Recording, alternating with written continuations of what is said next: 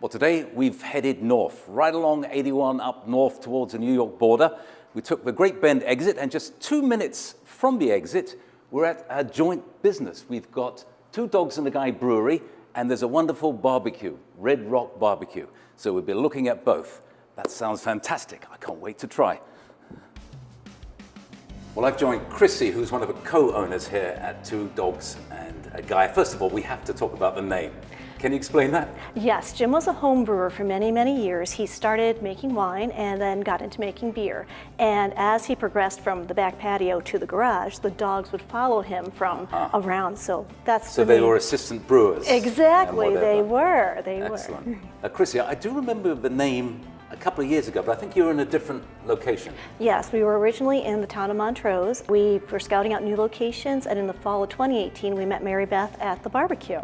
Excellent. And what a location, where you got all this grounds outside to sit outside in the summertime. Oh, we have about 2 acres of outdoor space, a patio. We have live music outside. We do car shows. We have music concerts. There's many, many things that we do outside. And of course, beer and barbecue go together, yeah? Beer and barbecue is an amazing pairing. I like to say we have beer, barbecue, ice cream, 1 mile from the highway.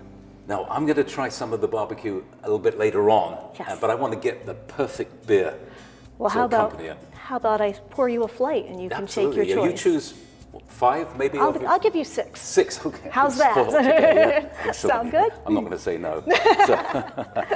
Oh, look at that. A wonderful color range. And Jim has just pulled in, and since he's the brewer, he can Jim, tell your husband, Jim the brewer, is my husband. arrived. He is the brewer. He could explain the beers to you. All right. But Jim, your wife has poured a lovely flight here, and I need you to tell me about each one. I'm going to have a little sip, and I want to choose the best one for the barbecue. Absolutely. So, starting here? We'll start here with the cream ale, and that seems to be the house beer. Everybody has started here, has started with drinking that beer.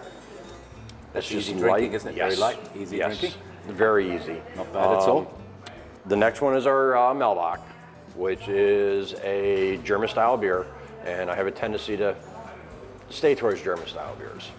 Again, it's a nice light, a little bit hoppier. A little sweeter as well, is it? A little sweeter? Yes, a little malty, comes in from the German styles. Gotcha. So, and something here. the Dog Sled Ale, that is our, it's an English bitter style. It's a light brown ale. Again, they're all very drinkable. Thank you. Yeah. That one should be the Hazy Dog IPA. And you'll get IPA. a little bit more hops on the backside, a little sweetness out of it. Oh, I like that one. Yep. Nice, easy palate. That one seems to be one of our favorite IPAs. That's a nice IPA, yeah. It's light with just the right acid profile to it that finishes really nice on the tongue. All right. And this one? That is the Kolsch beer. That has a little touch of peach to it on the backside. Not much. No, It's just still a beer. Just rather the than a touch. fruit drink. Correct. I want. Yeah, I like that. When I create a beer profile, I like to have that. You be able to taste the malts, be able to taste the hops, and finish off with just a little touch of fruit.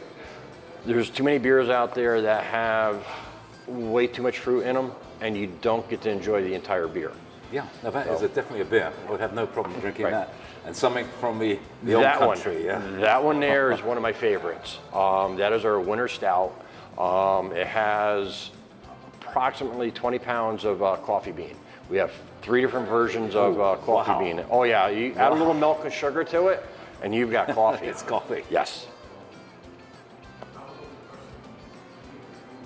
What happens is the coffee beans go into late fermentation, and we'll add a regular roast bean, wait a few days, add a dark roast to it, let them sit there for a few days, and then we'll add a French roast to it.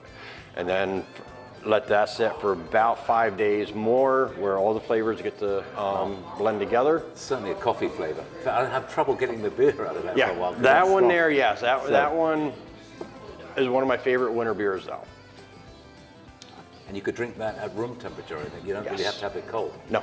So almost like a little coffee. Yep, like I said. And there's caffeine in it as well.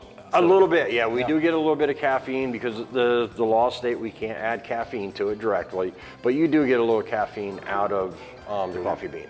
Well, thank you very much, Jim. Which one would you, if you're having a rack of ribs or something? If you have something with a little bit of spice to it, I'd actually go with the Hazy Dog. Hazy Dog? The IPA. That one there. I was thinking that too. Yeah, it has a nice acid to it and a nice hoppy flavor on the backside, which will complement the Jake's barbecue really well. Well, thank you very much, Jim. You're very welcome. The two dogs in the guide brewery and your wife, Chrissy. Don't go away. When we come back, I'll be pairing this with some wonderful barbecue.